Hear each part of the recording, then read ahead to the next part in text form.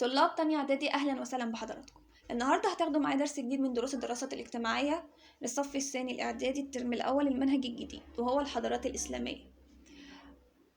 درسنا النهاردة بيتكلم عن الحضارات الإسلامية، تعتبر من أعظم الحضارات التي قامت في آسيا. بدأت إزاي؟ قالي لما قام الرسول بتأسيس الدولة الإسلامية في المدينة، واتسعت الدولة الإسلامية بعد وفاة الرسول. طب هي كانت منتشرة فين؟ قال لي منتشرة وسط آسيا، شمال إفريقيا، وأجزاء من أوروبا.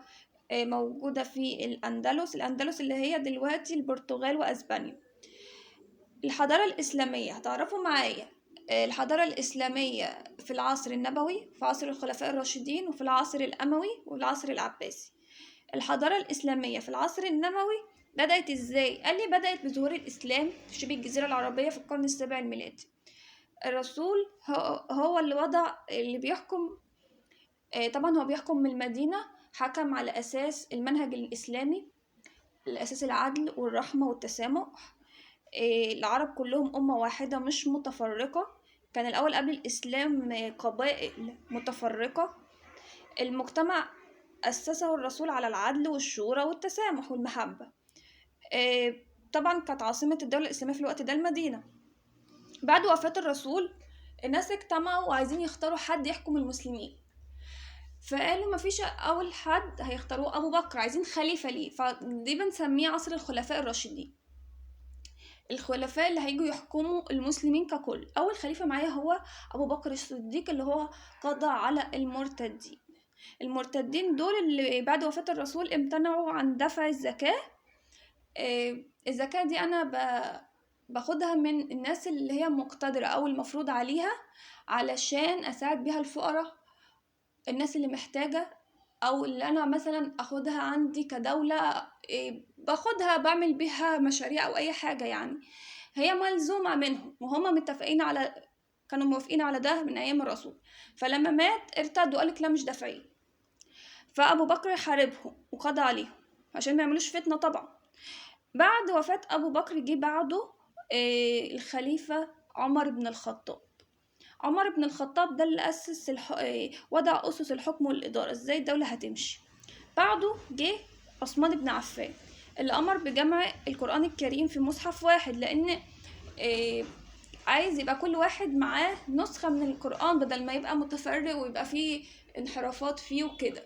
ولو حد مات وهو حافظ كان كل صحابي حافظ شوية كده من معاه نسخة نقلها عن الرسول، فخاف القرآن يعني يتحرف، فنقله يبقى أحسن في مصحف واحد. جه بعده الخليفة علي بن أبي طالب. طبعا اتوسع في الفتوحات ونشر الإسلام خارج شبه الجزيرة العربية. بعد وفاة علي بن أبي طالب المفروض الحكم هيروح لأولاده الحسن والحسين، بس هما اتنازلوا لمعاوية بن أبي سفيان. مش هدخل في التفاصيل، بس بتنازلهم لمعاوية بن أبي سفيان هيبدأ عصر الدولة الأموية. الحضارة الإسلامية كانت في عصر الدولة الأموية عاملة إزاي؟ قال لي معاوية بن أبي سفيان يعتبر هو المؤسس للدولة الأموية. العاصمة كانت دمشق، لا يحكم منها المسلمين. إنجازاته عمل إيه؟ قال لي عرب الدواوين. كان الدواوين كنا احنا بنكتب باللغة الفارسية، فاحنا كل الدواوين اللي هي الوزارات دلوقتي خلى كله يكتب اي حاجة، اي ورقة تطلع باللغة العربية. كمان صك العملة الإسلامية، بقى لينا عملة اللي عملها عبد الملك بن مروان. استكمال الفتوحات الإسلامية ونشر الإسلام، كل دي إنجازات للدولة الأموية. الدولة الأموية ضعفت، وجي بعدها الدولة العباسية اللي أسسها أبو العباس. الحكم بتاعها كان من بغداد اللي هيحكموا بينها المسلمين. في إنجازات للدولة العباسية اللي هم أنشأوا بيت الحكمة اللي أنشأ طبعا هارون الرشيد، وكان في تقدم في العلوم عندهم، وترجمة نشطت في عهد برضو هارون الرشيد. الدولة العباسية اتحكمت بعصرين، عصر عباسي أول وعصر عباسي تاني. العصر العباسي التاني ده في آخره ضعفت، كان عصر ضعيف، فبالتالي أي ضعف بيؤدي إلى أطماع خارجية عايزة تسيطر على البلاد. فبسبب ضعف الخلفاء العباسيين في العصر العباسي الثاني أدى إلى وأوقعهم بأيدي المغول. كده انتهاء الحضارة كده، وبكده انتهى عصر العباسي على ايد المغول. هندخل بقى دلوقتي ايه اللي خلى الدولة الإسلامية دي تقوم، عوامل قيامها أو ازدهارها. عوامل ازدهارها 4 عوامل: الأخلاق الحميدة اللي كنا بنتمتع بيها، العدل والمساواة والرحمة وغيره، الانفتاح عندنا مع شعوب الحضارات الأخرى، عايزين نعرف عنهم أكتر وهم يعرفوا عننا.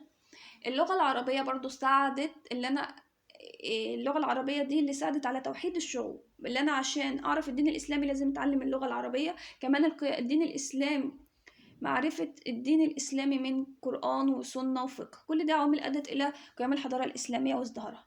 طب إيه ملامح الحضارة الإسلامية؟ أول حاجة الحياة السياسية بتاعتهم كانت عاملة إزاي؟ قال لي في عهد الحكم، في عهد الرسول كان بيحكم على أساس الدين الإسلامي. شايفين لما أحكم الدين الإسلامي، الدين بتاعنا دين رحمة وتسامح، ووضع صحيفة المدينة زي الدستور كده عشان أنظم العلاقة ما بين كان موجود على أيام الرسول غير مسلمين اللي هم اليهود. إزاي هيبقى المسلمين عايشين مع اليهود؟ لازم يكون في قوانين. قال لي اليهود اللي هيعيشوا مع المسلمين هم أمنين، يعني كل واحد له حقوقه، من خرج من المدينة آمن ومن قعد فهو آمن برضه.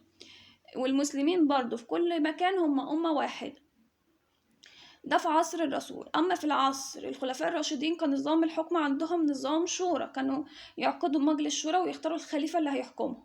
في العصر الأموي والعباسي كان نظام الحكم نظام وراثي، اللي الملك لما يموت ابنه يجي بعده، ولاية العهد، يعني وراثة وولاية العهد. يجي بعد الحياة السياسية ندخل على الحياة الاجتماعية. الحياة الاجتماعية طبعا الدين الإسلامي بتاعنا نظم شؤون الأسرة والمجتمع، والمرأة كان ليها دور مهم، اللي هي كانت تضمد جراح المصابين في الحروب اللي كان المسلمين بياخدوها، وكان ليها دور برضو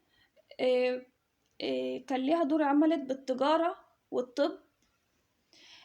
كمان الحياة الاجتماعية بتاعتهم اللي الإسلام فرض الزكاة عليهم لرعاية الفقراء. الحياة الاقتصادية بالنسبة للزراعة كانت مزدهرة، لأنهم أنشأوا سد معاوية من المدينة، وبنوا الجسور والسدود، وأنشأوا القنوات الري في عصر العباسيين. الصناعة زي ما انتم شايفين معايا، اهتموا بصناعة الأوراق والزجاج والنسيج. التجارة طبعا أدام في ازدهار للزراعة والصناعة يبقى أكيد في ازدهار للتجارة. الحياة الفكرية والعلمية نشطت وازدهرت الحياة الفكرية والعلمية في عهد الحضارة الإسلامية. كان عندي علوم دينية بيهتموا بيها اللي هي زي الفقه والسنة والتفسير، وعلوم طبيعية اهتموا بعلوم الفلك والطب والكيمياء والرياضيات. وكمان أنشأوا بيت الحكمة والمكتبات اللي أنشأت في عهد هارون الرشيد، وترجموا كتب اليونان والفرس للغة العربية. لا كمان ما اكتفوش بالترجمة، ده طوروها كمان. دي بالنسبة للحياة الفكرية والعلمية. آخر حاجة معانا هي العمارة والفنون. العمارة كان الجوامع لو شفتوا زمان على شكل القباب اللي هي القبة بتاعة المسجد دي، والمآذن والخط العربي المزخرف اللي وصل لي لما نشوفه موجود لغاية دلوقتي في الأندلس وتركيا والهند. كمان الحضارة الإسلامية تواصلت مع آسيا وأوروبا، تواصلوا معنا عن طريق التجارة ورحلات استكشافية، وترجمت كتب العلماء المسلمين. آسيا وأوروبا ترجموا كتب العلماء العرب واستفادوا منها، اللي هي كانت أساس النهضة الأوروبية الحديثة، زي الطب والرياضات والفلك، ترجموها للغة اللاتينية عندهم. ده كان درسنا النهاردة، شكرا.